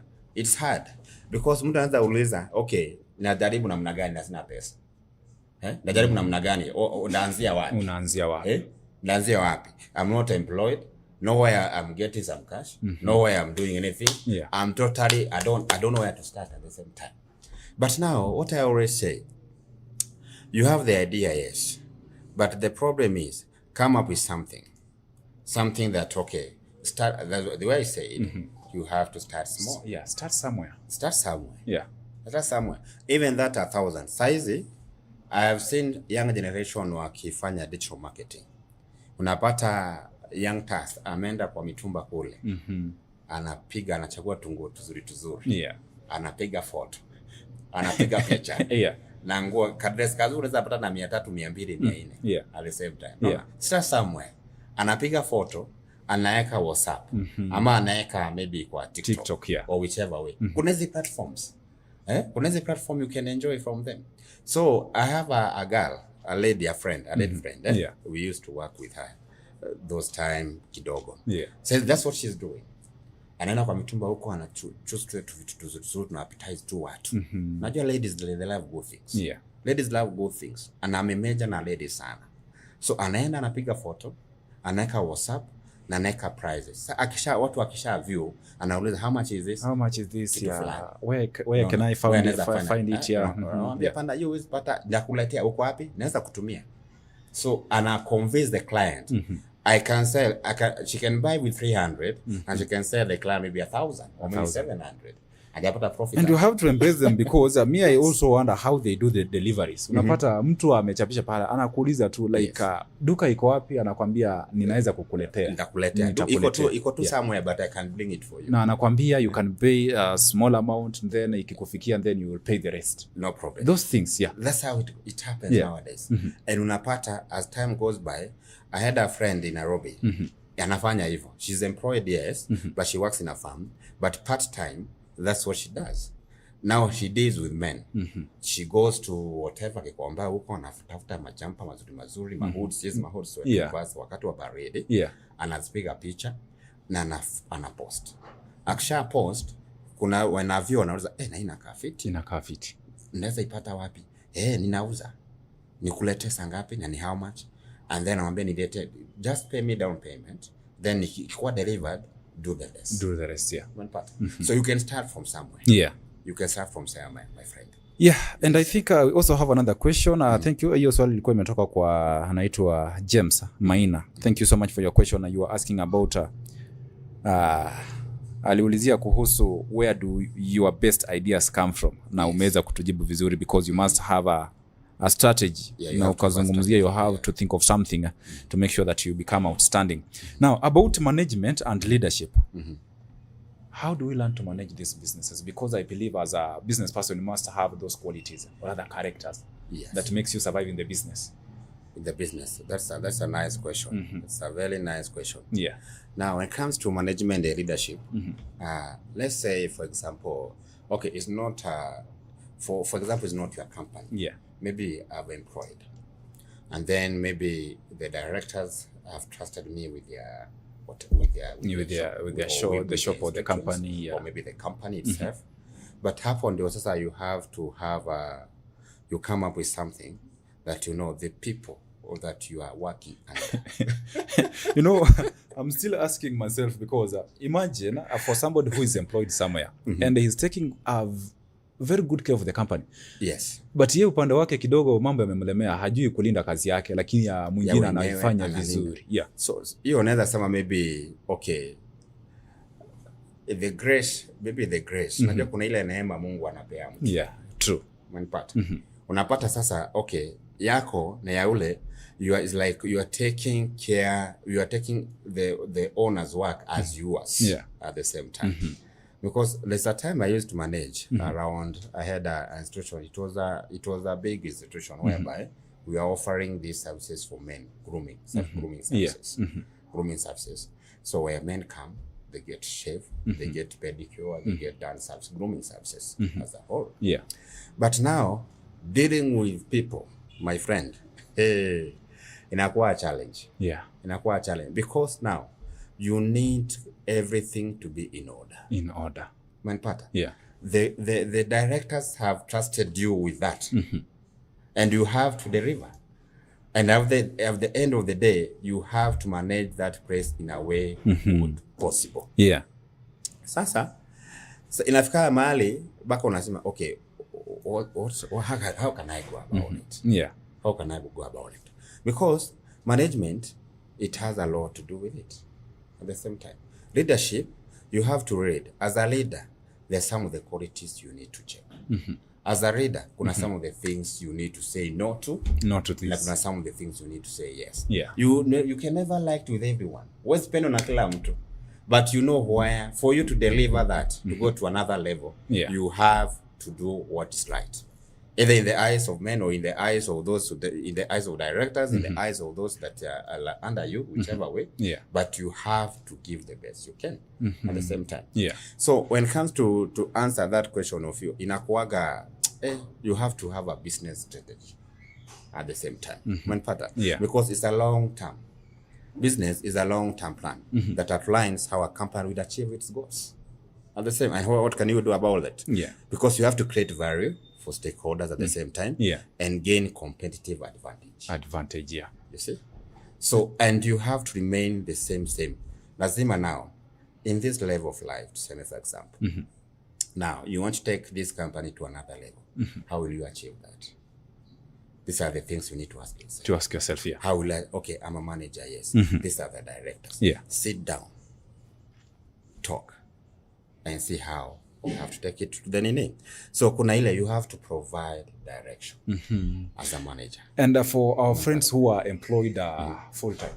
Yes. And as they say, I came across a certain article that was telling me that as a business person, or rather as a young person, do not depend on one job. Yeah, it is true. Now, how will I do it when I'm a place where I'm employed? I'm full-time. I'm working there full-time.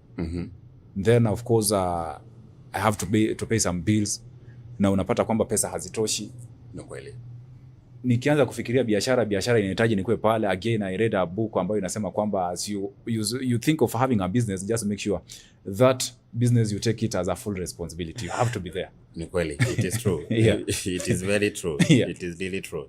Because the way I opened, okay, even though niko na some whatever, some shops around town. Yeah. And one being, I have a grooming services in Masters Plaza. And before the time I was opening the business itself, it has a challenges at the same time. Because the people you knew that will support you, they're the people that even they've never came. One pattern. Yeah. But in between, you just tell God, here I am. It's me and you now. Yeah. It is me and you now. Yes. In everything you do, acknowledge God.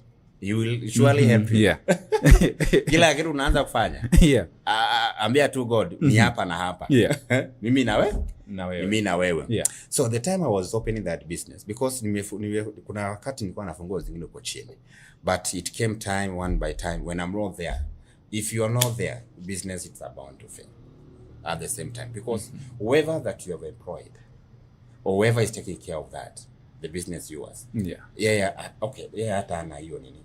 Yeah, as long as he's getting his pay or her pay. Yeah. That's all. He doesn't care whether sales have been good or not. Yeah. Kutungia kazi vile inafanya nini. Then you have to be there. But all in all, because you cannot be there every now and then. Like the one now, you have been employed full time. You don't have time for doing other things. Yeah. But what can you do? That's why look for someone to. Hata kama atakuiba kidogo. Tafuta mtu ambaye hata kama unasema unamwamini, still you have some doubts. Of course, you have some doubts. Yeah. Okay, I know there are good people out there, say outside there. Yeah. Kuna wale unaweza trust na kuna wale hata ukiona unaangalia some, okay, anakuja, the reason why you come now, amekuja, umefanya whatever you do, the calculation of that, the day that you have sell, or maybe the thing that has gone out, the ones that have come in, and blah, blah, umefanya hesabu, but unapata bado kuna miss at the same time. Yeah. But when you ask about him or her, anasema no, all money is there. But I know kuna trustworthy people outside there. And I know they can give the best they can. But kuna wale, my friend, you never trustia biashara. Upata in a span of 3 months, unarudi mfuko kufanya kuna nini? Kulipa. Ama ume lift your biashara. Now ime stabilize. Yeah. Ime stabilize, no, sasa, hii imesha stabilize. Let me look for something else. Yeah. You know, when you talk about entrusting people with your job, apata kwamba that's one of the most difficult things to do. It's true. Because umeanzia chini. Because today you feel like now I'm trusting this because maybe she's my girlfriend or rather ni rafiki tumekuwa na yeye na amua tufanye na yeye biashara. Exactly. At the end of the day kumbe yeye ndiye anakuangusha. Yeye ndiye anakuangusha. Now people wanaanza kufikiri sasa nitafanya vipi? Ndio hiyo. So to answer the question of that a full-time job. So he can come up with an idea on how to go about it. Because asubuhi anaingia saa ngapi? It depends. Maybe reporting time in the office 8. Nikienda sana. Leaving maybe ni around what time? Saa 12. Then anaweza kuja with the idea of opening something else. Ile inaweza function usiku. Yes. Usiku anakuja anaangalia vile mambo ulivyo anaenda. Because kuna biashara unaweza fanya hata during the night. Unapata? Na zikupe pesa. Na watu watakuja. People will come. Okay, thank you. I see our time is moving very fast. But just allow me to have a look at this. You help us understand this. You know, we are in a festive season. We have businesses. We have people who are planning to open other businesses during this festive season. Unaona ambao unafungua biashara kwa sababu ya msimu. Ataifungua hii December, haifunge January. Ni kweli. The little amount ambayo ataipata msimu huu atafurahia kwayo. Now, how do we spend during this time? So during this time, let me say it's December, and December it has a lot to do with it. Then you have unafaa kuwa na something. You're supposed to go with something that's in the market as per now. This December, ya kwanza, watu watavaa manguo. Lazima watavalia. Wa kwanza nguo lazima utauza. Upende usipende, nguo lazima ufanye nini? Utauza. But you have to put them in a strategy way whereby they will see what they are doing. Market, tuko na platforms mingi sana hapa. Tuko na platforms mingi sana hapa. Viatu, people love looking good at the same time. You love looking good. Right? I also love looking good. I love looking good at the same time. So clothes watu watauza hii msimu. Msimu watu wanapenda kushuka. Unaona, like for example, you can open like something small of you. Come if you have money, you can start small. And for example, you can even have like, you know, like someone who has the skills for hairdressing. Someone who has the skills for barbering. Someone have the skills for let's say for example like those clothing at the same time.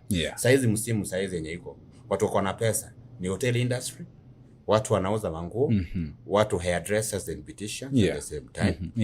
What else? Na matatu, easy transportation. Na watu pia hao watu wanahaya magari. Wanahaya magari pia. Sasa in terms of spending, kwa sababu kuna mtu ambaye alikuwa ananieleza kwamba alienda kununua nguo mahala. Akapata ni bei ghali. Kufika the next shop akaona kidogo bei sio juu sana. Kusonga next akaona hapa napo sasa wako juu zaidi. Sasa akaamua kurudi kwa ule wa katikati. Only to realize those 3 shops were owned by one person. Ndio ile strategy. You know, it's funny, but that's how business is done. But it is true. It's really true. It's funny, but now, if you want to be in marketplaces, the marketplaces is people. Manipata? Yeah. Watu. Na watu ndio vitu. Manipata? Yeah. Watu ndio vitu.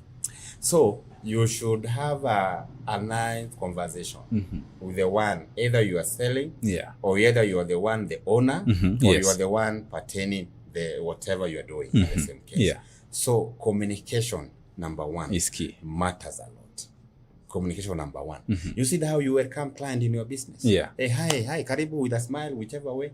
That's communication number one. Yeah. Let him or her feel he's comfortable and he belongs to that aspect. Communication is the key. Is the key. And that's why I always tell many people, how you communicate with person or how you communicate with a client. Ndio tabidi amerudi, hama hatarudi. And then number two, the services that you are giving. If you give a diligent service to that person, you always come back. Why do barbering people stick with one person? Yeah, that's one area. Hata pia mimi. You see? Kinyozi wangu ni mmoja tu. How do these people stick with one, maybe someone who does their hair? Yeah. Because they know, when I go to this person, this is what she does. When I go to this barbering person, that's what he does. He does my hair perfect. Yeah. He does, hata ule mwenye anavaisha watu manguo, au maybe mwenye anafanya nini. Anauza hizo manguo at the same time. Yeah. What do? Communication is the key. Yes, for example, learn how to communicate communically with a client. Yeah. Mwambie, okay, hii nguo, for example, hii nguo nitakuuzia, in another market wanafanya na 1500, but mimi ndakupa discount. Nikufanyie na 1300. How about that? Umenipata? Yeah. Alafu embrace, let her feel the environment is friendly with him or with her at the same time. Yeah. So that one, you have to win that client at the same time. That's how we go in business at the same time. Ni sawa, muda umekwisha, Mr. Francis. Maybe there's something that you want to mention about with this remaining 1 minute as we wind up here. So me utakanaj, for example, business, or if you want to achieve something great, step by step. You cannot go, you want to be a millionaire and you have not started nowhere to start. No money, no what, no cash flow. No una mtu artist unaangalia. Najua kuna ile unafaa, I'm looking at this person. When I look at this person, I know I always go far. So what I can encourage young task or what I can encourage young people is this. Even if umesoma, yes, but you don't have the skill that's needed, come up with an idea whereby at least in one thing or the other, it can achieve you to make money, because you are all to make money. No. And money is good at the same time, because it will help you to clear some needs at the same time. Wow. Yes. Thank you so much. Thank you so much for coming. And I think we are going to have this more conversation about business. We encourage these young people, as much as they complain, they don't have a jobs, they are unemployed. They can think of something. They start their own business and they know how to manage them. It's true. Yeah. It's just have an idea, implement it, and usifocus na ile kubwa sana. Anza kidogo, and ukipanda. Unanipata? Because ukipata 100 a day today, tomorrow you can get 200. Unaona? If you get a 200 this week, unapata the following day, at least unaenda 1,000. And then the strategies form that you can use. Either, like for example, nimepeana, and nataka ni kitu mzuri, uko na marafiki. Unaona? Weka status, wacha waone. Hata iliko kwa biashara.